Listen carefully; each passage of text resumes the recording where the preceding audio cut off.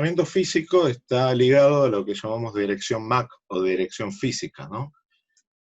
Y dirección lógica, el direccionamiento lógico está ligado a otra dirección, que es la dirección IP. Hasta acá, por si no quedó claro, o sea, es muy importante que ustedes entiendan cuáles son las características y las diferencias. Esas son preguntas seguramente que van a aparecer en alguno de los exámenes, ¿no? Características y diferencias de la dirección física y lógica. Profe, la lógica sería como una página web colgada en la red y la física como mi computadora, la dirección de mi computadora, por así decirlo. No. Las dos serían de un dispositivo final. Esto es así. Dirección física es cada dispositivo, en realidad no es cada dispositivo, ahora lo vamos a explicar mejor, pero empecemos así. Para acceder a una red, cada dispositivo tiene una placa, tiene un dispositivo electrónico, ¿no? Una tarjeta de acceso a la red, en inglés NIC, ¿no? La sigla, una placa NIC, que le va a permitir acceder a una red. Esas placas vienen con un número único, ¿no? Asociado a la placa. Eso lo que hace es, como cada placa tiene un número único, garantizar que en el mundo cada dispositivo tiene al menos una dirección física, que es la dirección que está en la placa, única en el mundo, ¿no? Es global. No deberían existir dos dispositivos en el mundo que tengan la misma dirección física. La dirección física viene grabada en la placa. Teóricamente es inalterable. O sea, digo teóricamente porque, bueno, hay algunos que se encargan de manipular esto. Pero bueno, teóricamente es inalterable. Y es una dirección que tiene básicamente dos partes, ¿no? Es una dirección que es un número binario que está asociado a la placa, NIC, y que tiene 48 bits. Y se divide en dos partes. La primera parte, o sea, justamente viene al medio, 24 y 24. Los primeros 24 bits se asignan a los fabricantes de placas, ¿no?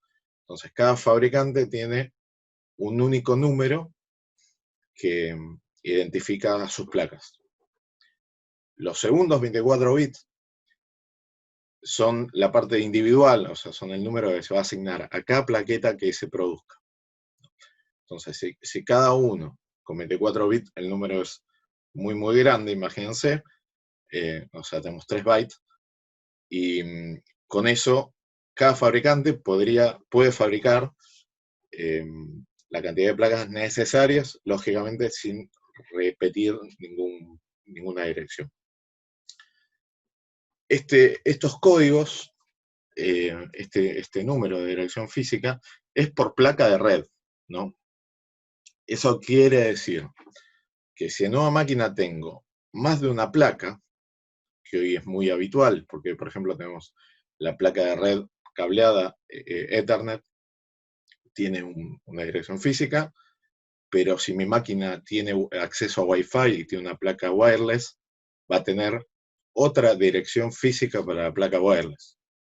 Eso es importante, o sea, antes se hablaba de 1 a 1, ¿por qué? Porque generalmente, antes de que exista la parte wireless, ¿no? Hoy en día podemos tener varias direcciones físicas asociadas a un mismo dispositivo en función a cuántas placas tiene. Incluso, por ejemplo, si tenemos Bluetooth, el Bluetooth también va a tener una dirección única. ¿Cómo podemos saber la dirección física? Y acá, bueno, es otra línea de la materia que tenemos que ir trabajando. Si vamos a la consola de comandos CMD, ahí lo ven, ¿no? Sí. Bueno, hay un comando, el primer comando básico que aprendemos en redes es el ipconfig, que si ponemos ipconfig/all, nos va a mostrar toda la información que está en las distintas placas de la máquina, ¿no? La que nos importa, ven, por ejemplo, acá me da la información de esta máquina tiene Bluetooth, tiene inalámbrica,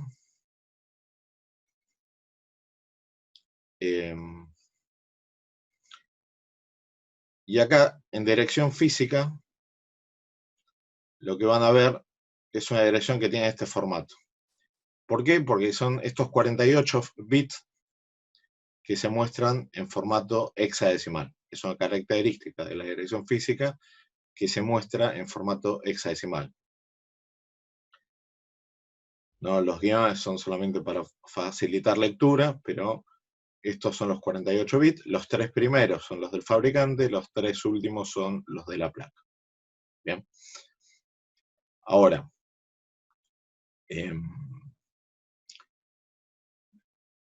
eso en cuanto a dirección física. Por acá lo que tenían también dentro de esta clase, habíamos visto una herramienta que está bueno que vean, que era para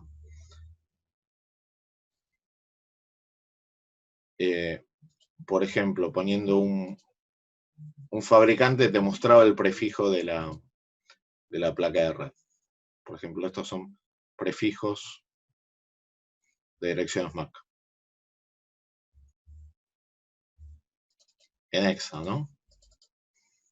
En hexadecimal. Entonces, bueno, esto, sabiendo el prefijo, podemos saber a qué fabricante corresponde cada plaqueta.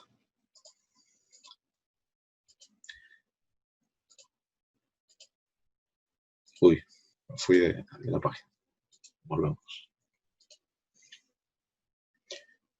Bueno, la dirección MAC, entonces, ahí está, acá, pues lógicamente esto lo tendrían que haber leído y si no, lo tienen que leer. Pero bueno, básicamente hablamos de esto, ¿no? De los 48 bits, cómo están formados, que identifican cada placa.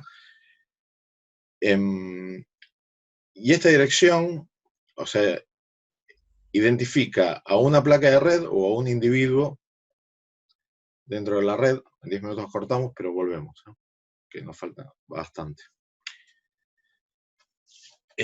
Identifica a una placa de forma unívoca. Esto, entonces, es independientemente de la red donde esté ese dispositivo. O sea, esta dirección es independientemente de la red. Siempre es una dirección asociada a un dispositivo de forma física, o mejor dicho, a una placa del dispositivo. ¿Sí? Y no va a cambiar. Esto, si yo en mi notebook la llevo a otra red y me conecto, la dirección física de la placa de red de mi notebook es la misma en esta red o en cualquiera que vaya. Eso se mantiene estático, pues está grabado en la placa de red. ¿Ok? Bien. Para poder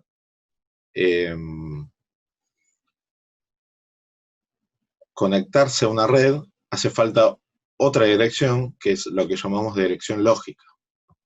La dirección lógica es una dirección que sí indica pertenencia a una red. Y es lógica, a diferencia de esta que está, porque no está grabada en ninguna parte físicamente de la máquina. Es configuración. Entonces, se va a configurar en cada uno de los dispositivos, en cada uno de los hosts, una dirección de forma lógica que va a ser la que va a permitir identificarla dentro de una red.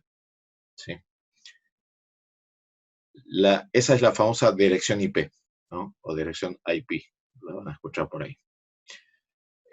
La dirección IP, a diferencia de la dirección física, se muestra en formato decimal, no en formato hexadecimal, y se muestra en 4 grupos de dígitos decimales, que en teoría podrían ir del 0 al 255, porque ocupa un byte cada uno, o sea, son 4 bytes o 32 bits. Nosotros lo vemos generalmente algo así. Por ejemplo, si nosotros vemos una IP con este formato, la IP vemos que son 4 grupos de números. Esos números se están mostrando en formato decimal, pero son números que, lógicamente, internamente son binarios. Son 4 bytes. Un byte son 8 bits, por lo cual estamos hablando de 32 bits contra los 48 bits que tenía la placa de red. Es más corto. se muestra en decimal en vez de mostrarse en hexadecimal, y los puntos son solamente para a fines de que se pueda ser interpretado mejor por un ser humano, porque internamente el punto no existe. Lógicamente, internamente es un bloque de 32 bits corridos, ¿sí? Y cada uno de estos, como es un byte, por eso decíamos, en un byte no podría tener, yo voy a poder tener los números del 0 al 255. O sea, un IP nunca va a tener algún número como este, por ejemplo. Porque con 8 bits no podría no alcanzo a formar el número 399, ¿no? Después vamos a ver algunas restricciones, algunas cuestiones que tienen que ver con números reservados o con IP reservadas que no se pueden, que tienen alguna función específica o que no se pueden utilizar. Bien, esta dirección, la dirección lógica, sí nos va a dar pertenencia a una red, va a identificar a un dispositivo, pero adentro de una red. La dirección lógica también tiene dos partes, ¿no? Una parte es la red a la que pertenece, es una parte común, es como un prefijo común para todos los dispositivos que están en la misma red. Y la segunda parte tiene que ser una parte única que identifique al individuo en la red. Acá la diferencia es que no es como la dirección física que podemos tener, que dijimos que era mitad y mitad, 24 bits, 24 bits. Acá, qué parte es red y qué parte es host, se dice, es configurable. O sea, podemos tener dentro de una misma dirección IP, podemos tener mayor o menor cantidad de bits asociados a la red y mayor o menor cantidad de bits asociados al host. Lo que define esto, lo que define en qué lugar, hasta qué bit es red y a partir de qué bit es host, es lo que conocemos como máscara de subred. ¿Sí? Entonces, cuando se informa un IP, no solamente te van a dar la IP que corresponde, sino que te tienen que informar la máscara de subred. Por ejemplo, te pueden decir este IP y te pueden decir máscara de subred 255, 255, 255, 0. Esta es la máscara que lo que te dice es qué parte de este IP es considerada red. Acá lo que hace la máscara es poner en 1 los bits de la parte de red. Acá imagínense que son 8 bits en 1, por eso es 255, 8 bits en 1, por eso es 255, acá también. Entonces, los primeros 24 bits de los 32 están marcados como red. O sea, esto sí, internamente sería esto.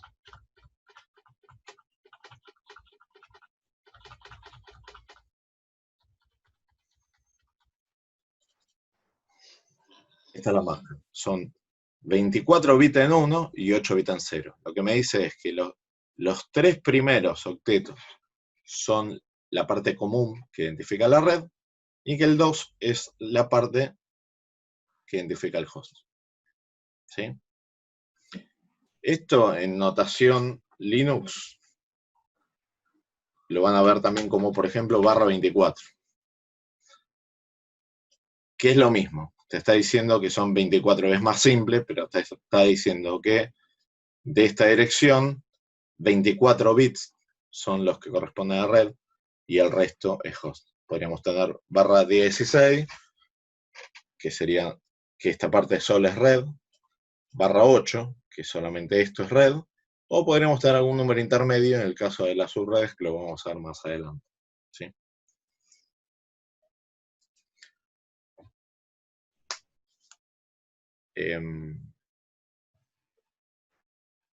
Bueno, y la máscara de subred es fundamental porque cuando se envían los mensajes dentro de la red, tiene que viajar la IP, origen y destino, y también la máscara, porque si no, los dispositivos no pueden validar qué parte es red de esa dirección. Entonces los dispositivos de networking lo que hacen es aplicarle a cada dirección la máscara de su red, hace una operación lógica AND, no sé, recuerdan álgebra de Boole, hacen un AND lógico entre los bits de la dirección IP y los bits de la máscara, y todo lo que da 1 identifica que es la parte de red. Entonces con eso saben si ese mensaje es interno a una red o tiene que ser enviado a una red externa.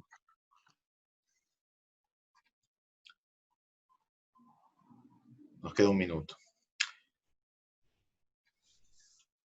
Bueno, salimos y entramos de vuelta, así continuamos con esto y es una práctica en Packet. Bueno. Ok. Perfecto.